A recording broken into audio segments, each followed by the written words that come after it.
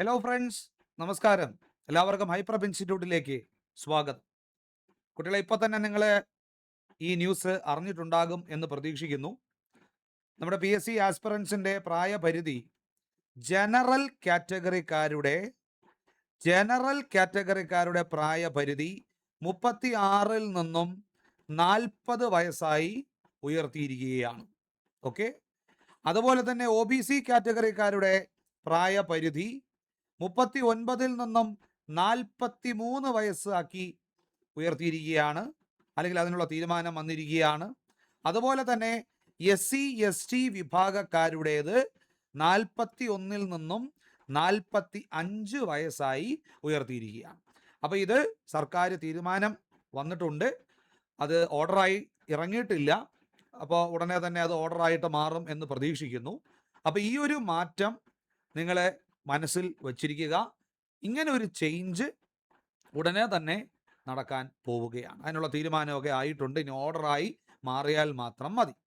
അപ്പോൾ ഇന്നത്തെ നമ്മുടെ വീഡിയോ നമ്മൾ ഉദ്ദേശിക്കുന്നത് ഈ ഒരു മാറ്റം സത്യത്തിൽ ഗുണമാണോ ദോഷമാണോ ഉദ്യോഗാർത്ഥികളെ സംബന്ധിച്ച് ഉണ്ടാക്കുന്നത് എന്നുള്ളതാണ്. ഇത് ഏത് വിഭാഗക്കാർക്കാണ് ഈ ഒരു മാറ്റം ഗുണം ചെയ്യുന്നത് എന്ന് ചോദിച്ചാൽ, ഇപ്പോൾ കഴിഞ്ഞ ഒരു വർഷമൊക്കെ ഏജ് ഓവറായി ഇനി ഒരു എക്സാം എഴുതാൻ പറ്റാതെ നിൽക്കുന്ന ഉദ്യോഗാർത്ഥികളെ സംബന്ധിച്ച് ഈ ഒരു മാറ്റം വളരെയധികം ഗുണം ചെയ്യും. കാരണം 36 വയസ്സായിട്ട് ഏജ് ഓവറായിട്ടിരിക്കുന്ന ഉദ്യോഗാർത്ഥികളെ സംബന്ധിച്ച് ഒരു 4 വർഷം കൂടെ അവർക്ക് എന്ത് ചെയ്യുകയാണ്, ലഭിക്കുകയാണ് ജനറൽ PSC എഴുതാൻ വേണ്ടിയിട്ട്. അപ്പോൾ ഇത് ഈ ഏജ് ഓവറായിട്ട് നിൽക്കുന്ന ആൾക്കാരെ സംബന്ധിച്ച് എന്താണ്, ഒരു വലിയ ഒരു ആശ്വാസമാണ്, ഒരു ലൈഫ് ലൈനാണ് ഈ ഒരു ഓർഡർ, അല്ലെങ്കിൽ ഈ ഒരു തീരുമാനം എന്ന് പറയുന്നത്. ഓർഡർ ആയിട്ടില്ല. അപ്പോൾ ഈ വിഭാഗക്കാരെ സംബന്ധിച്ച് നിങ്ങൾക്കൊരു ഗോൾഡൻ ചാൻസ് ആണ് മുമ്പിൽ വന്നിരിക്കുന്നത്. ഓക്കെ. അപ്പോൾ അതിൽ പിടിച്ചു കയറാൻ നോക്കുക. അപ്പോൾ അതാണ് ഏറ്റവും ആദ്യം നമ്മൾ മനസ്സിലാക്കേണ്ട ഒരു കാര്യം. ഇനി ഇപ്പോൾ ഒരു ഏജ് ഓവർ കാറ്റഗറിക്കാരല്ല, നിങ്ങൾ കുറച്ചും കൂടെ യങ് ആയിട്ടുള്ള ആൾക്കാരാണ് എങ്കിൽ ഞാൻ പറയുന്നത് ഈ ഒരു വിധി, അല്ലെങ്കിൽ ഈ ഒരു തീരുമാനം നിങ്ങളെ സംബന്ധിച്ച് ഒരു വലിയ സന്തോഷത്തോടു കൂടി നിങ്ങൾ എടുക്കേണ്ട കാര്യമില്ല. അതിൻ്റെ കാരണം എന്താണെന്ന് പറഞ്ഞു കഴിഞ്ഞാൽ, നിങ്ങളുടെ ജോലി എത്രയും പെട്ടെന്ന് ഒരു ജോലി വാങ്ങിക്കുക എന്നുള്ളതാണ്, അല്ലേ? അപ്പോൾ അവിടെ ഇനിയിപ്പോൾ ഒരു 4 വർഷം കൂടെ ഉണ്ട് എന്ന് വിചാരിച്ച് റിലാക്സ് ചെയ്യാൻ നിങ്ങൾ ശ്രമിക്കേണ്ട.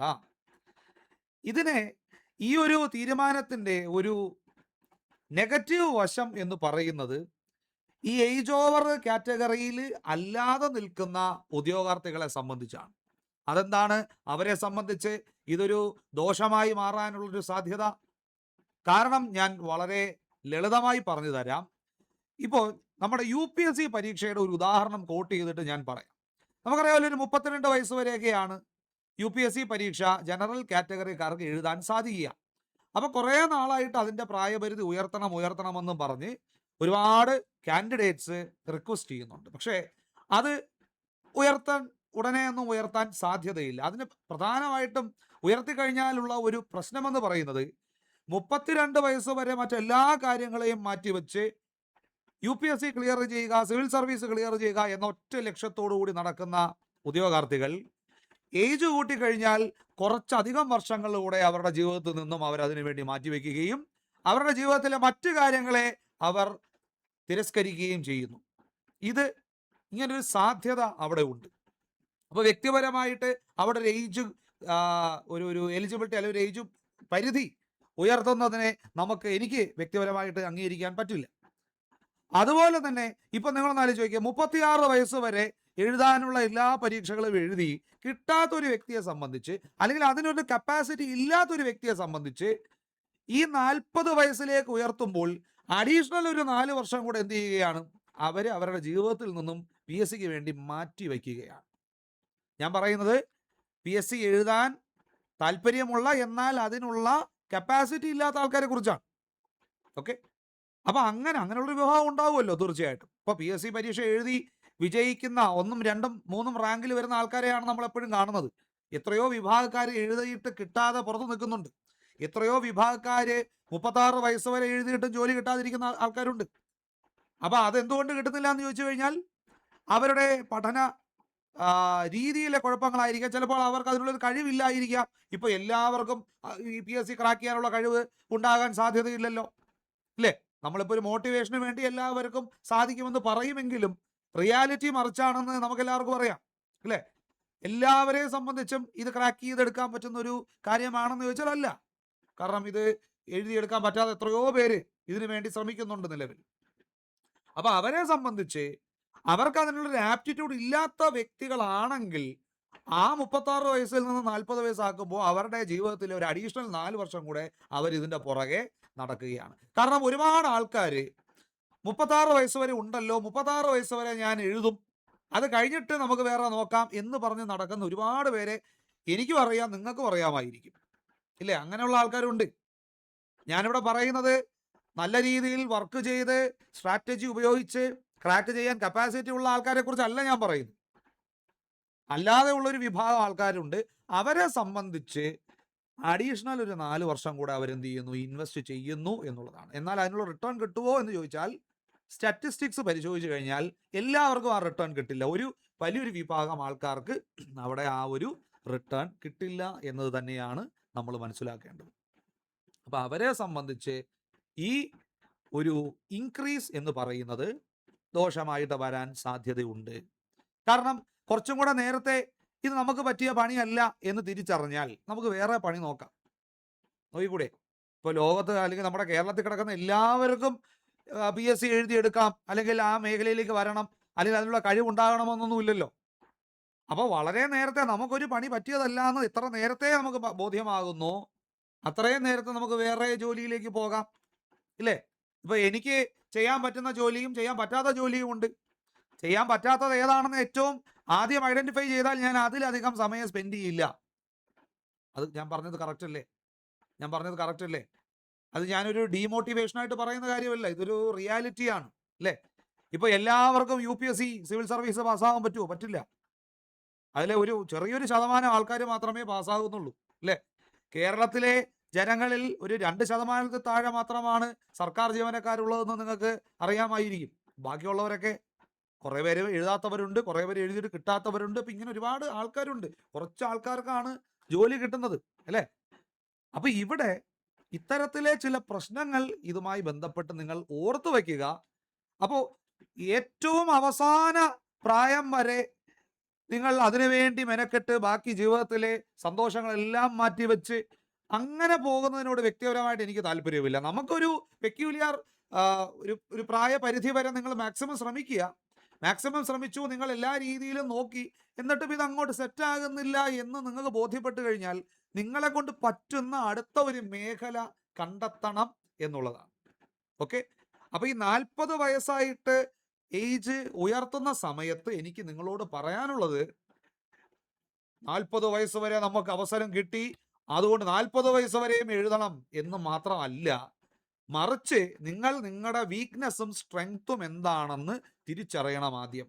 ഇത് നമ്മളെ കൊണ്ട് കൂട്ടിയാൽ കൂടാത്ത പരിപാടിയാണെന്ന് വ്യക്തമായിട്ട് ബോധ്യപ്പെട്ട് കഴിഞ്ഞാൽ നിങ്ങൾക്ക് വേറെയും അവസരങ്ങളുണ്ട്, അല്ലെങ്കിൽ വേറെയും ഓപ്ഷൻസ് ഉണ്ട് ജീവിതത്തിൽ. നിങ്ങൾ അതിലേക്ക് പോയാൽ ചിലപ്പോൾ നിങ്ങൾക്ക് അവിടെ ഒരു നല്ല ഒരു കരിയർ നിങ്ങൾക്ക് ഉണ്ടാവും, ഇല്ലേ?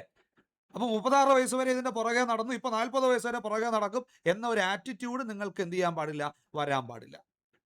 അപ്പൊ ഇത് വളരെ പ്രാക്ടിക്കലായിട്ട് നിങ്ങൾ എല്ലാവരും ചിന്തിക്കേണ്ട ഒരു കാര്യമാണ്.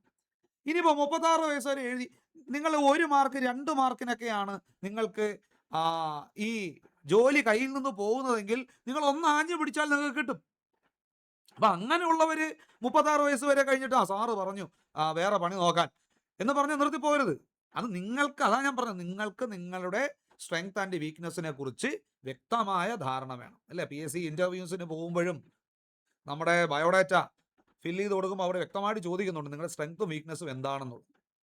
ഇപ്പൊ നിങ്ങൾ എത്ര പഠിച്ചിട്ടും നിങ്ങൾ മാക്സിമം എഫേർട്ട് ഇട്ടും നിങ്ങൾ അതിനുവേണ്ടി എല്ലാ കാര്യങ്ങളും ചെയ്തിട്ടും നിങ്ങൾക്ക് വിചാരിക്കുന്ന ഒരു മുന്നേറ്റം വരുന്നില്ല എങ്കിൽ ഒരുപക്ഷെ ഒന്നുകിൽ നിങ്ങൾക്ക് അതിനുള്ളൊരു കപ്പാസിറ്റി ഇല്ലാത്തത് കൊണ്ടാവാം, അല്ലെങ്കിൽ ഇത് നിങ്ങൾ മനസ്സുകൊണ്ട് ആഗ്രഹിക്കാത്തൊരു കാര്യമാകാം. ചിലപ്പോൾ ആരുടെയൊക്കെ പ്രഷറിൽ നിങ്ങൾ ചെയ്യുന്ന ഒരു കാര്യമാകാം. അപ്പോൾ അത് നിങ്ങൾ സ്വയം ചോദിക്കേണ്ട ഒരു കാര്യമാണ്. ഓക്കെ, നമുക്ക് താല്പര്യം മാത്രം ഉണ്ടായാലും പോരാ, നമുക്ക് ഒരു മേഖലയിൽ തിളങ്ങാനുള്ള കഴിവും വേണം അല്ലേ? അതിനെയാണ് നമ്മൾ ആപ്റ്റിറ്റ്യൂഡ് എന്ന് വിളിക്കുന്നത് അല്ലേ? നമുക്ക് ആറ്റിറ്റ്യൂഡ് മാത്രം പോരാ. ഇപ്പൊ എനിക്കിപ്പോ യേശുദാസനെ പോലെ പാട്ട് പാടണമെന്ന് വലിയ ആറ്റിറ്റ്യൂഡ്, താല്പര്യം ഉണ്ടായിരിക്കും അല്ലേ? ഇൻട്രസ്റ്റ് ഉണ്ടായിരിക്കും. പക്ഷെ അതിനുള്ള ആപ്റ്റിറ്റ്യൂഡ്, സ്കില്ലുണ്ടോ എന്നുള്ളതാണ് അവിടുത്തെ ചോദ്യം. അപ്പോൾ ഈ ഒരു തീരുമാനം, പ്രായപരിധി ഉയർത്താനുള്ള തീരുമാനം വിവിധ ആൾക്കാർക്ക് വിവിധ ഇമ്പാക്റ്റ് ആണ് ഉണ്ടാക്കാൻ പോകുന്നത്. ഏജ് ഓവർ ആയിട്ട് നിൽക്കുന്ന വ്യക്തികളെ സംബന്ധിച്ച് ഇതൊരു ഗോൾഡൻ ചാൻസ് ആണ്. അവര് ജസ്റ്റ് വളരെ ചെറിയ മാർക്കിനൊക്കെ എക്സാം മിസ്സായി പോകുന്നവരാണെങ്കിൽ നിങ്ങൾക്ക് ഇതൊരു ലൈഫ് ലൈനാണ്.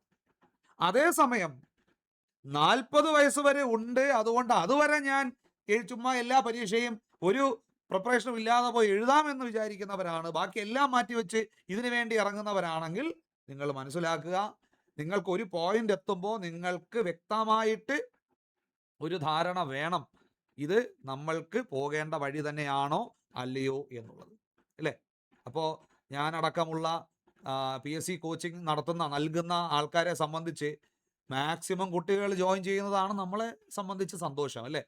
പക്ഷേ ഇതിലുപരി ഇവിടെ നിങ്ങളുടേതായിട്ടുള്ളൊരു ജീവിതം എന്ന് പറയുന്ന ഒരു സംഗതി ഉണ്ട് അല്ലേ? അപ്പോൾ അവിടെ നമുക്ക് ഈ കാര്യം പറയാതിരിക്കാൻ നിർവാഹമില്ല. ഇനിയിപ്പോൾ നാളെ 50 വയസ്സ് വരെ ഉയർത്തിയാൽ 50 വയസ്സ് വരെ എല്ലാം കളഞ്ഞ് ഇതിന്റെ പുറകെ നടക്കുമോ നമ്മൾ? ഇല്ല ഇല്ലേ? ഒരിക്കലും നടക്കില്ല. അപ്പൊ ഇത് നിങ്ങൾ വ്യക്തമായിട്ട് നിങ്ങളുടെ മനസ്സിൽ വേണം. ആർക്കൊക്കെയാണ് ഇത് നേട്ടം ആക്കാൻ കഴിയുക, ആർക്കൊക്കെയാണ് ഇത് ദോഷമായി മാറുക തുടങ്ങിയ കാര്യങ്ങളെക്കുറിച്ച് നിങ്ങൾക്ക് വ്യക്തമായിട്ടൊരു ധാരണ വേണം. പിന്നെ ഇതിപ്പോഴൊരു തീരുമാനം ആയിട്ട് വന്നിട്ടേ ഉള്ളൂ, ഓർഡറായിട്ട് ഇറങ്ങിയിട്ടില്ല, ഉടനെ അത് ഇറങ്ങും. അതുകൊണ്ട് തന്നെ മറ്റ് ഒരുപാട് കാര്യങ്ങൾ നമുക്ക് ഇപ്പോഴും ഉത്തരം കിട്ടാത്ത ചോദ്യങ്ങളായി അവശേഷിക്കുന്നു. ഇപ്പോൾ ഫോഴ്സ് പോലെയുള്ള പരീക്ഷകളുടെ പ്രായപരിധി എങ്ങനെയാണ്, ടീച്ചിങ് എക്സാംസിന്റെ പ്രായപരിധി എങ്ങനെയാണ് അല്ലെ? നേരത്തെ 40 വയസ്സ് വരെ ആയിരുന്നു ടീച്ചിങ് എക്സാംസിന്. അപ്പൊ ഇത് വന്നപ്പോൾ അതിലെന്തെങ്കിലും മാറ്റങ്ങൾ സംഭവിക്കുന്നുണ്ടോ? ഇനിയിപ്പോൾ പെൻഷൻ പ്രായം കൂട്ടുവോ ഇല്ലയോ? ഇങ്ങനെയുള്ള ഒരുപാട് കാര്യങ്ങൾക്ക് വ്യക്തത ഇപ്പോഴും ഇല്ല. ഓക്കെ, അത് ഉടനെ തന്നെ ഉണ്ടാകുമെന്ന് വിശ്വസിക്കുന്നു. അപ്പൊ ഈ ഒരു പ്രായപരിധി ഉയർത്തിയ തീരുമാനം നിങ്ങൾ പോസിറ്റീവായിട്ട് തന്നെ എടുക്കുക. പക്ഷേ അതോടൊപ്പം തന്നെ നിങ്ങളുടെ ലൈഫ് എങ്ങോട്ട് പോകണം എന്ന്, അത് ഏത് പ്രായം വരെ നിങ്ങൾ അതിന് ശ്രമിക്കണം എന്നും കൂടെ തീരുമാനിക്കാനുള്ള ഒരു അവസരമായിട്ട് എടുക്കുക. ഓക്കെ, അപ്പോൾ ജീവിതത്തിലെ മറ്റു കാര്യങ്ങൾക്കും നിങ്ങൾ എന്ത് വേണം, സൈഡിൽ കൂടെ ഇമ്പോർട്ടൻസ് കൊടുക്കണം. അപ്പോൾ പ്രായപരിധി കൂടുന്തോറും നമ്മൾ ചിലപ്പോൾ അതിൻ്റെ പുറകെ തന്നെ ഇങ്ങനെ നിൽക്കാൻ സാധ്യതയുണ്ട്. അപ്പോൾ നിങ്ങളോട് തന്നെ ചോദിക്കേണ്ട ഒരു ചോദ്യം, എനിക്ക് ഇതിനുള്ള ആപ്റ്റിറ്റ്യൂഡ് ഉണ്ടോ എന്നുള്ളതാണ്. ഓക്കെ, ആറ്റിറ്റ്യൂഡ് അല്ല, താല്പര്യം ഉണ്ടായിരിക്കും, പക്ഷേ എനിക്ക് ഇതിനുള്ള ആപ്റ്റിറ്റ്യൂഡ് ഉണ്ടോ എന്ന് നിങ്ങളോട് തന്നെ ചോദിക്കേണ്ട ഒരു ചോദ്യമാണ്. അതിന് യെസ് എന്നാണ് നിങ്ങളുടെ ഉത്തരം എങ്കിൽ തീർച്ചയായിട്ടും നിങ്ങൾ മുന്നോട്ട് പോവുക. ഈ കിട്ടിയ ഈ പ്രായപരിധി ഉയർത്തിയ ഈ ഒരു അവസരം നിങ്ങൾ മാക്സിമം ഉപയോഗിക്കുക. അതല്ല, എനിക്ക് ഇതിനുള്ള ആപ്റ്റിറ്റ്യൂഡ് വളരെ കുറവാണ് എന്ന് നിങ്ങൾക്ക് ഉറച്ച ബോധ്യമുണ്ടെങ്കിൽ നിങ്ങൾ ഉചിതമായ തീരുമാനം എടുക്കുന്നതാണ് നല്ലത്. ഓക്കെ, അപ്പോൾ ഇത് വളരെ പ്രാക്ടിക്കലായിട്ട് ഞാൻ നിങ്ങളോട് സംവദിക്കുന്ന ഒരു വീഡിയോയാണ്. ഇത് നിങ്ങൾ ചിലപ്പോൾ പോസിറ്റീവായിട്ട് എടുക്കാം, ചിലപ്പോൾ നിങ്ങൾക്കിത് നെഗറ്റീവായിട്ട് തോന്നാം. പക്ഷേ ഒരു റിയാലിറ്റി ഞാൻ നിങ്ങളുടെ മുമ്പിൽ പറഞ്ഞു എന്ന് മാത്രം. അപ്പോൾ നിങ്ങളുടെ ജീവിതത്തിലെ ഡിസിഷൻ എടുക്കേണ്ടത് നിങ്ങളാണ്. അപ്പോൾ എന്തായാലും ഈ ഒരു തീരുമാനം നമ്മൾ സ്വാഗതം ചെയ്യുന്നു അല്ലേ? ഈ ഒരു തീരുമാനം നമ്മൾ സ്വാഗതം ചെയ്യുന്നു. അപ്പോൾ ഇത്തരത്തിലുള്ള തുടർന്നുള്ള മാറ്റങ്ങൾ എന്തെങ്കിലുമൊക്കെ വരുന്നുണ്ടോ എന്ന് നമുക്ക് കാത്തിരിക്കാം. അപ്പോൾ നിങ്ങളുടെ പ്രിപ്പറേഷൻസ് ഒക്കെ നല്ലപോലെ തന്നെ നടക്കട്ടെ. ആ ഒരു മേഖലയിൽ തന്നെ നിൽക്കാൻ ആഗ്രഹിക്കുന്നവരാണ് നിങ്ങളെങ്കിൽ അത് തന്നെ മുന്നോട്ട് തന്നെ നല്ല രീതിയിൽ തന്നെ പോകട്ടെ. അപ്പോൾ വിജയാശംസകൾ. അപ്പോൾ അടുത്തൊരു വീഡിയോയുമായിട്ട് നമുക്ക് അടുത്ത ദിവസം കാണാം. Thank you so much.